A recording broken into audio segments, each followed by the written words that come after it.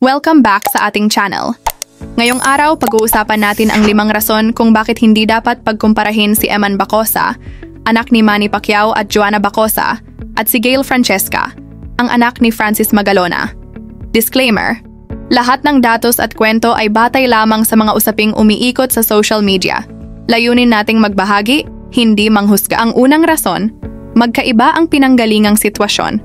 Hindi pareho ang naging circumstances ng bawat pamilya. Si Eman Bacosa ay maagang nakilala ng publiko dahil sa malinaw na komunikasyon at pagkilala mula sa parehong panig ng pamilya.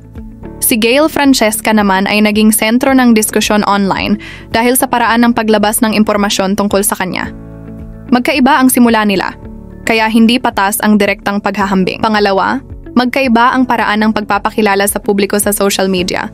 Maraming nagsabi na naging maayos, tahimik at may tamang timing ang paglapit ni Eman Bacosa Pacquiao sa kanyang ama. Sa kabilang banda, napag-usapan na ang kay Gayle Francesca ay may pasabog approach dahil sa viral line na, "Yes, we do exist." Para sa kanya. Kasi hindi naman ako nagsalita eh. I know people will judge me.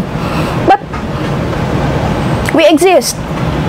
Pero tandaan natin, iba't iba ang kwento ng bawat pamilya at hindi lahat ay may parehong pagkakataon o tamang gabay. Pangatlo, parehong anak ng kilalang personalidad. Pero magkaiba ang landas. Dahil anak sila ng mga sikat na pangalan, natural na mapag-usapan sila online. Pero hindi ibig sabihin nito na kailangan silang ikumpara. Magkaiba ang mga oportunidad, suporta, timing at sitwasyon ng bawat bata. Wala silang kasalanan kung paano pinili ng matatanda na ilahad ang kanilang kwento. Pangapat, importante ang pagpapakumbaba at paglapit sa pamilya. Pero hindi ito. Pare-pareho para sa lahat. Sa kwento ni Eman, nakita ng netizens ang pagiging bukas, paglapit, at pagkilala sa kanyang ama. Isang hakbang na nagbigay ng magandang resulta. May mga nagsasabing kung naging mahinahon at mas maaga ang paglapit ng panig ni Gayle, baka iba ang kinalabasan. Ngunit, hindi rin natin alam ang buong detalye sa likod ng bawat desisyon. Hindi natin hawak ang totoo at kumpletong kwento, kaya hindi dapat agad husgahan. At ang panglima, walang dapat sisihin sa mga anak. Sa huli, pareho silang inosente. Hindi sila ang pumili ng circumstances nila. Hindi nila kontrolado kung paano sila ipinakilala sa publiko. Kaya mali na sila ang maging target ng paghahambing o debate online.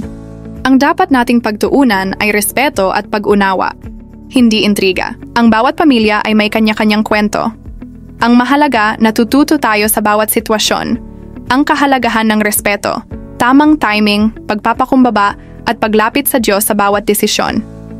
Sana ay maging reminder ito na piliin lagi ang kabutihan, pag-unawa, at positivity sa bawat usapin.